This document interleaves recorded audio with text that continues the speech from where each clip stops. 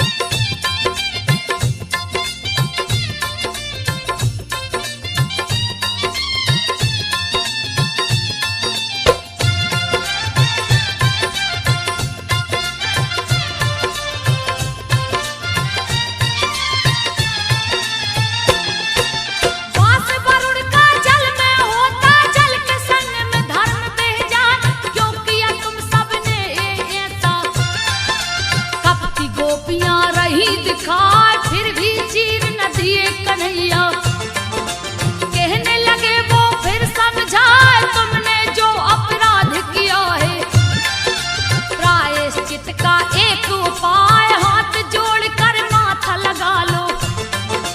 देता हूं मैं चीर गिराए लगी सोचने सारी गोपियां, दूजा नहीं है कोई उपाय। बारी बाई बाहर निकली,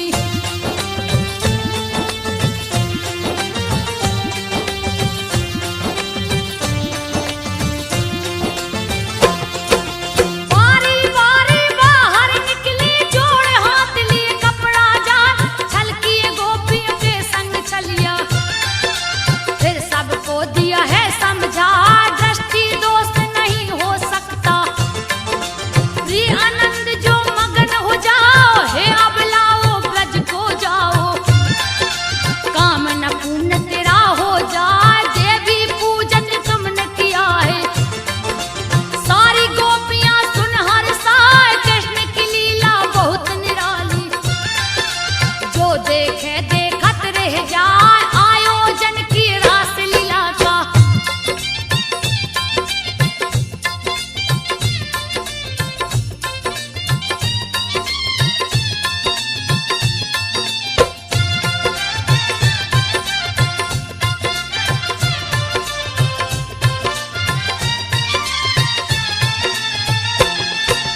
आयोजन की रास लीला का सभी देवी स्त्री संग आए, नवमंडल पे बजा नगाड़ा। सारे देवगण फूल बरसाए, सजा चबूतरा रस मंडल का। अति सुंदर है रहो दिखाए, नाचत नाचत थकी गोपियां। सुध बुध सवाई गई है भुलाए, कोई भुजा कोई ओठ को चूमे, कोई कंधा से कंधा मिलाए, झूमे झूमे संग राधा नाचे। कृष्ण जी बंसी रहे बजाए, राधा संग सखियों को लेकर।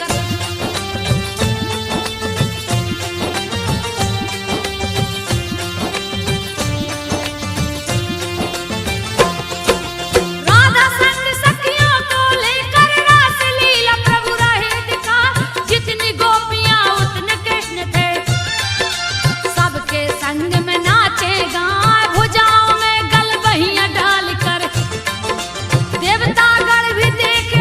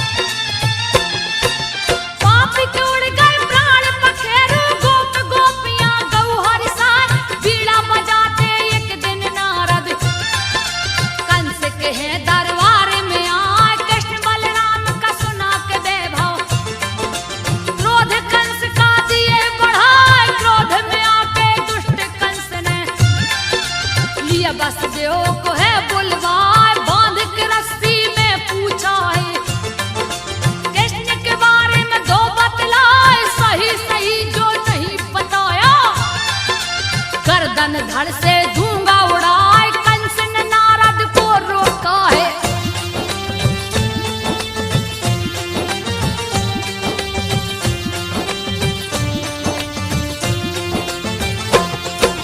कंस ने नारद को रोका है, फिर उसको बोले समझाए, कृष्ण बलराम दोनों भाई को मथुरा में ही लो बुलवाए, वसुदेव को कारागार में डाला।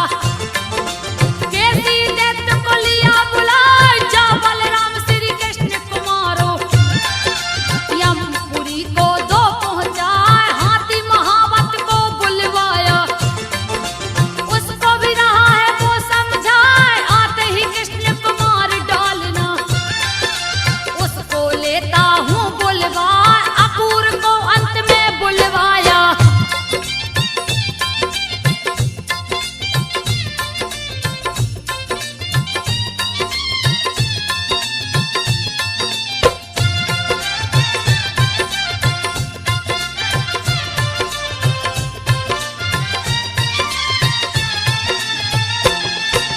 अक्रूर को अंत में बुलवाया, बहुविधि कंस रहा समझाए, मैं कर रहा हूँ भव्य आयोजन। आप कृष्ण बलराम को लाओ, सबको समझा बुझा कंस ने। कैसी व्योम को दिया पठाए, घोड़े का है रूप बनाया। रहा अति विकराल दिखाए, वृंदावन में आ पहुंचाए।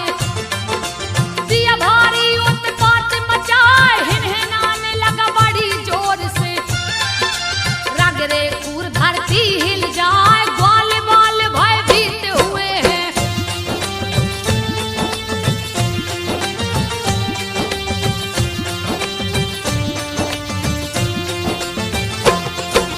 ग्वाल बाल भयभीत हुए हैं, सभी कृष्ण को रहे गोहराए। चीख पुकार सुनी भक्तों का, दौड़े दौड़े प्रभु जी आए, कमर में फेंटा बांध लिए। कैसी व्योम से गए टकराए, मुंह फैला कर कैसी टूटा। जैसा लग धरती हिल जाए, उसके मुंह में श्री हरि ने अपना हाथ दिया है घुसाए, हाथ को अपने लगा फैलाने। कैसी तड़प तड़प मर जाए, कैसी को प्रभु मार गिराया।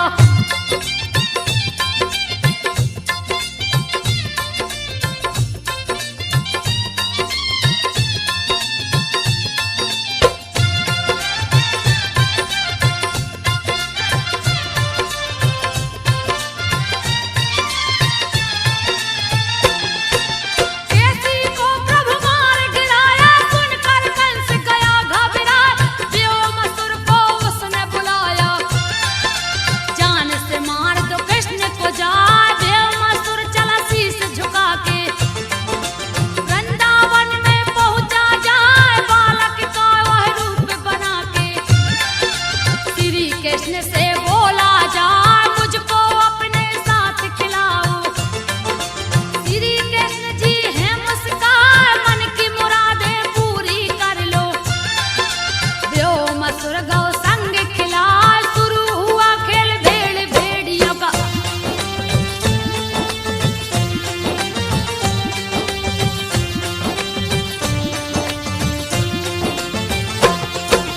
शुरू खेल हुआ भेड़ भेड़ियों का, व्योमासुर दिया माया रचाए। एक एक करके ग्वाल बाल को गुफा के अंदर दिया छुपा, बंद कर दिया द्वार गुफा का। दिया खेल में सबको हराए, श्री कृष्ण को देख अकेला। भेड़िया का लिया रूप बनाए, श्री कृष्ण के ऊपर झपटा। प्रभु पकड़ कर गला दबाए, पटक दिए धरती के ऊपर। प्राण पखेड़ू दिए उड़ाए, ग्वाल वाल को जाके छुड़ाया।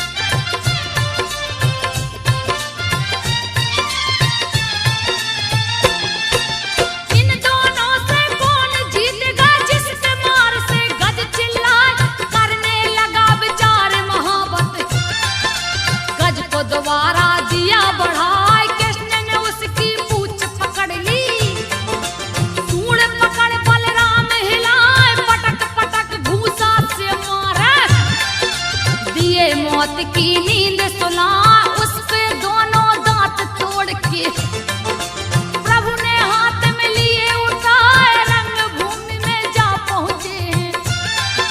लिए नटवर का भेष बना, देख कंस भयभीत हो गया।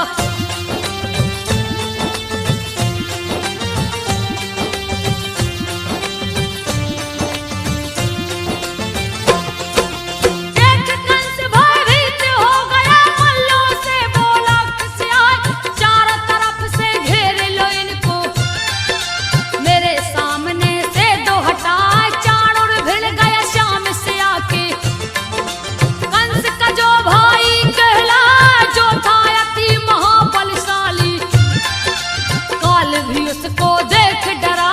श्री हरि ने उस पटक के मारा, फिर भी नहार मानने पाए। श्री हरि ने तब क्रोधित होकर यमपुरी को दिया पहुंचा, जैसे ही चाणूर मरा है।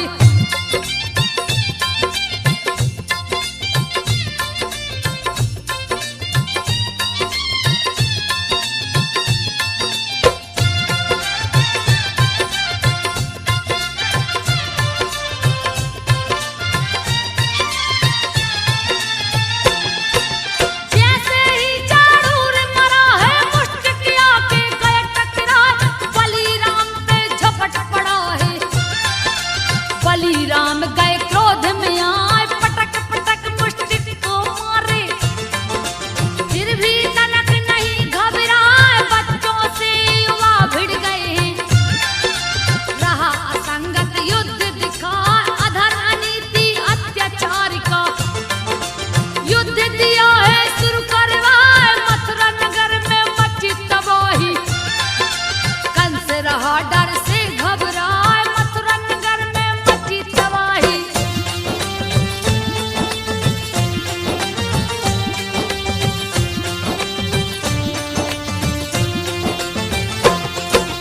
मुष्टिक ने प्रहार किया है, श्री बलराम भी जा टकराए, हल से प्रहार किए हैं हलधर, सीने पे हल को दिए चला, मुंह से खून लगा है गिरने। धरती तल पे गिर छपटा, वैसे गिरा है मुष्टिक जैसे, पवन वेग से पेड़ गिर जाए, गहने बाल बिखर गई माला, गिर के धरती पर चिल्लाए, पैर से उसका सीना दबा के प्राण पखेरु दिए उड़ाए। उसी समय आ पहुंचा सल्लेह,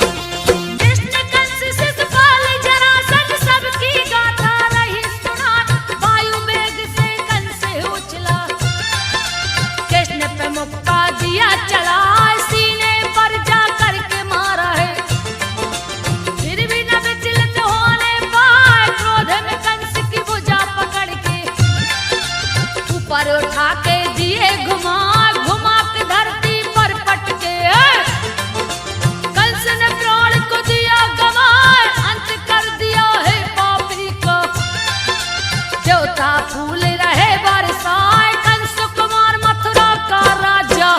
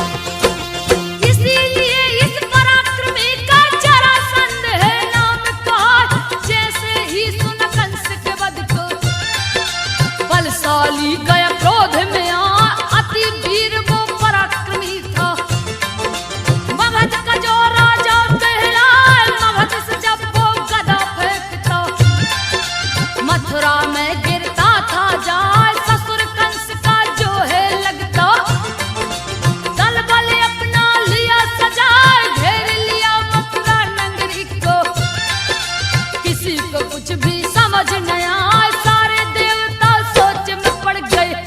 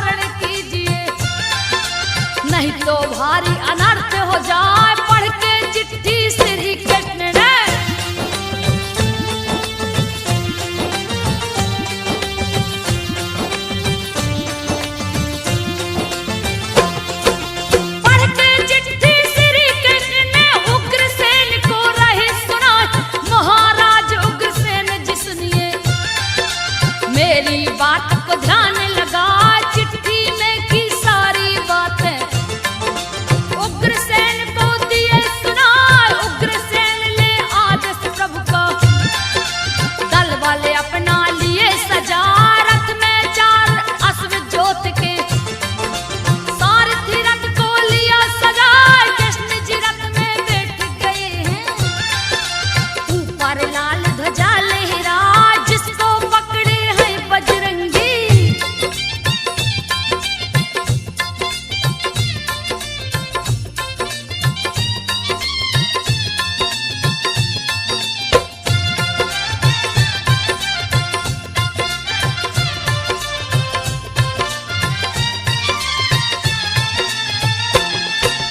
जिसको पकड़े हैं बजरंगी, सारी सेना पीछे से आई।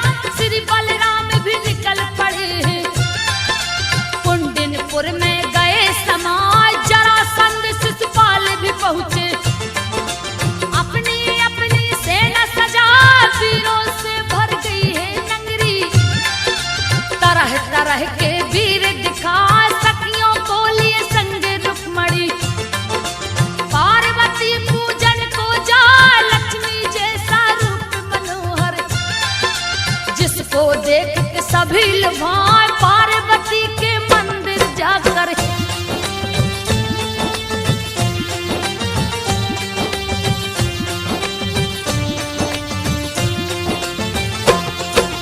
पार्वती के मंदिर जाकर पार्वती को रही मनाए।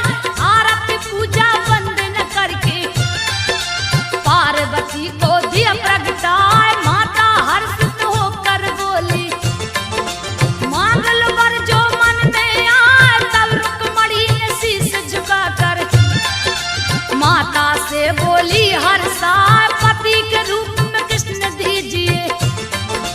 तुझे इच्छा कोई ना, यो मस्त के पार्वती ने रुक्मणी को लिए गले लगा। रुक्मणी मंदिर से निकली जब,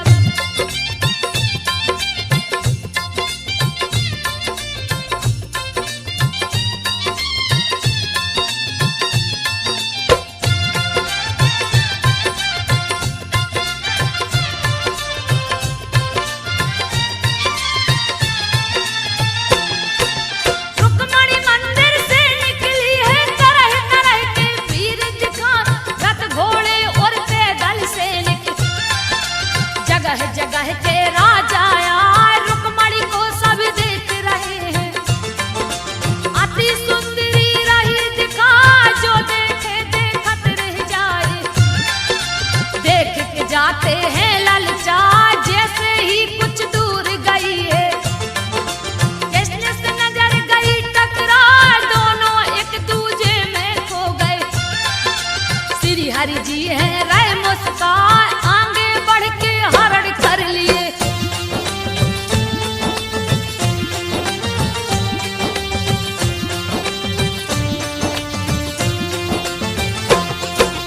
आगे बढ़ के हरण कर लिए, रुक्मणी को है लिए उठाए। अपनी सेना बीच ले जाओ कर, संग में रथ पे लिए बिठाए। उनके पीछे हैं बलराम जी, जिनको देख के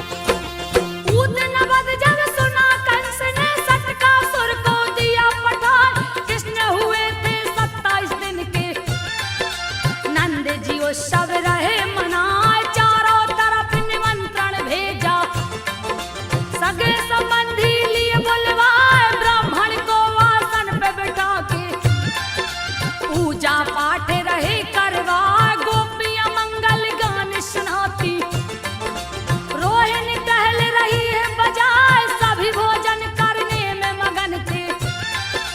सकटासुर गया घर में समाए, कृष्ण जी अंगूठा मुंह में चूसे,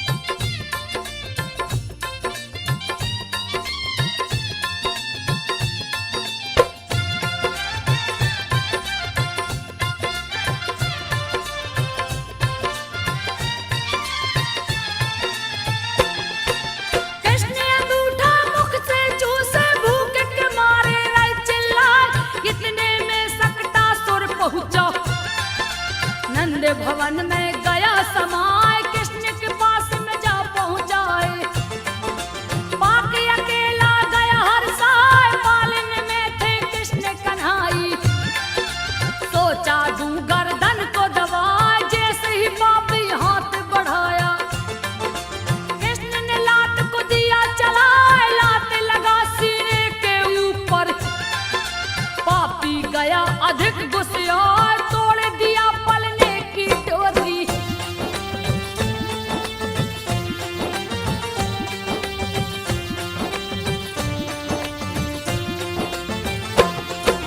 तोड़ दिया पलने की डोरी, कृष्ण को हाथ में लिया उठाए, जैसे ही गर्दन दाब न चाहा, प्रभु जी गए क्रोध में आए, पकड़ लिए सकटा का गर्दन, दर्द के मारे रह चिल्लाए, हरि का पैर पकड़ के खींचा, फिर भी हरि नहीं हिलने पाए, देख के बैरी का दुस्साहस, प्रभु ने मुक्का दिया चलाए, जाके लगा मस्तक के ऊपर, दिए बैरी को स्वर्ग पठाए, सकटासुर की मौत को सुन के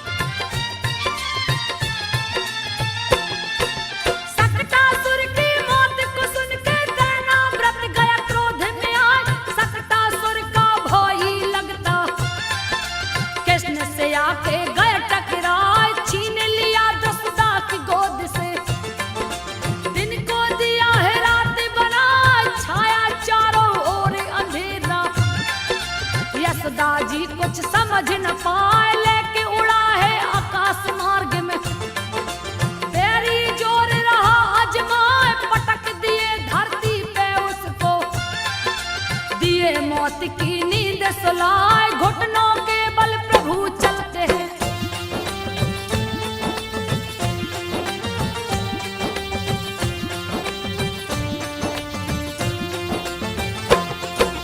घुटनों के बल प्रभु चलते हैं, मुख पे दही गले पे लगाए, मीठी तोतली बातें करते, गैया की पूछ पकड़ झुल जा, एक दिन रात में चांद को देखा, यशोदा से बोले झुंझलाए, माता मुझको चंदा मंगा दो, कितना सुंदर रहा दिखाए, सुन के बातें श्री हरि की, चंदा मन ही मन मुस्काए, पानी परात में भर के लाई, उसमें चंदा दी दिखलाए, हाथ परात में डाल प्रभु ने,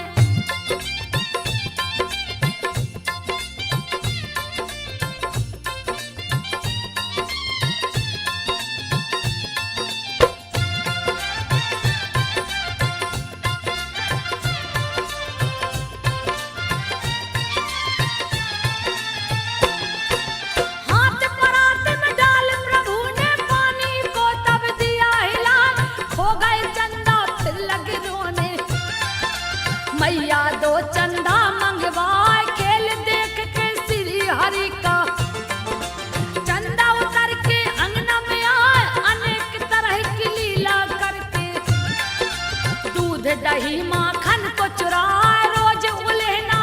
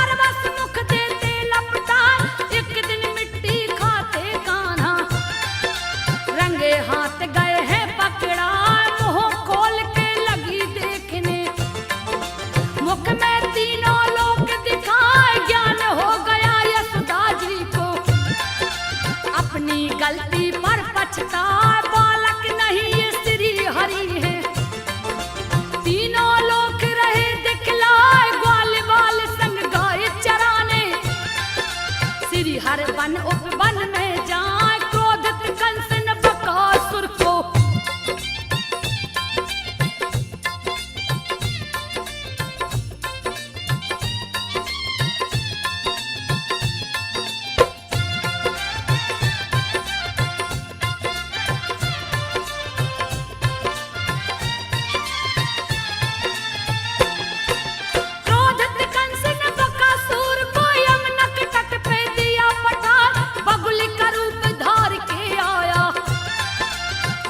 बाल सब गए डराए, गैया बछड़ा भागन लागे, दिया भारी उत्पात मचाए, कृष्ण को चोंच में बंद कर लिया।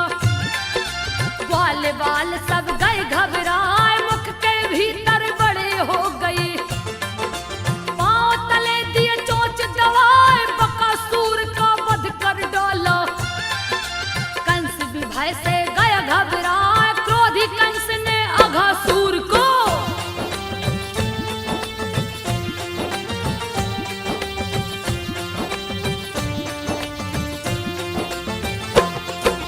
क्रोधी कंस ने अघासुर को तब गोकुल में दिया पठार। अघासुर ने सांस को खींचा, ग्वाल बाल गए मुख में समाए, देख के व्याकुल ग्वाल बाल को कृष्ण रूप लिए बेहद बनाए, पेट फट गया अघासुर का, दर्द के मारे रह चिल्लाए, अघासुर का वध कर डाला। बाल बाल को दिए छुड़ाए, खुशी खुशी सब हर्षित मन से अपने अपने भवन को आए, अघासुर को मार के कान्हा।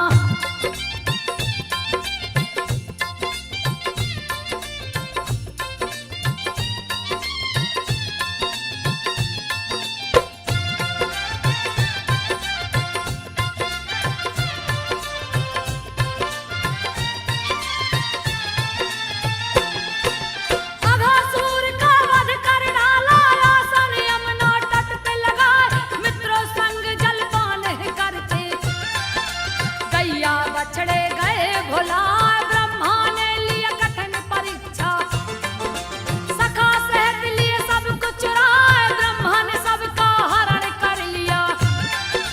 कोई कहीं नजर नहीं आए, उसका भी वो हरण करते, जो भी उसको खोजन जाए, देख के असमय आई विपत्ति। ग्वाल बाल सब गए घबराए, दिव्य दृष्टि से कृष्ण ने देखा,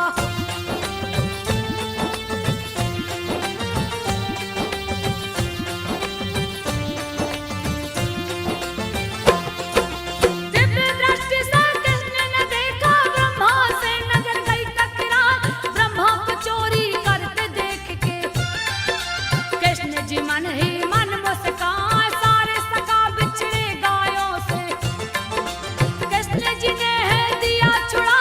दूसरी बार जब ब्रह्मा जी ने सोचा सभी को फिर से चुराए, गैया बछड़ा नजर न आए, कृष्ण कृष्ण नाए दिखलाए, चारों तरफ ही कृष्ण भरे, जिनकी गिनती की नहीं जाए, ओठ पे मुरली को रख कर प्रभु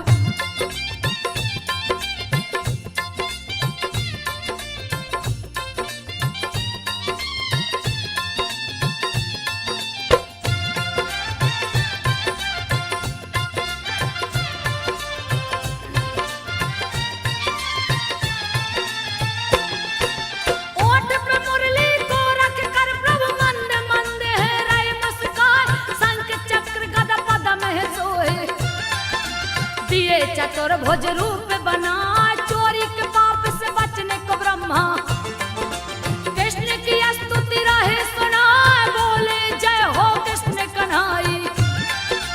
ओम नमो भगवते वासुदेवाय, आप ही माता पिता सखा है, आप ही तो है मेरे भाई, लेना चाहा परीक्षा आपकी, मेरी चूक क्षमा हो जाए, ब्रह्मा जी को किए माफ प्रभु।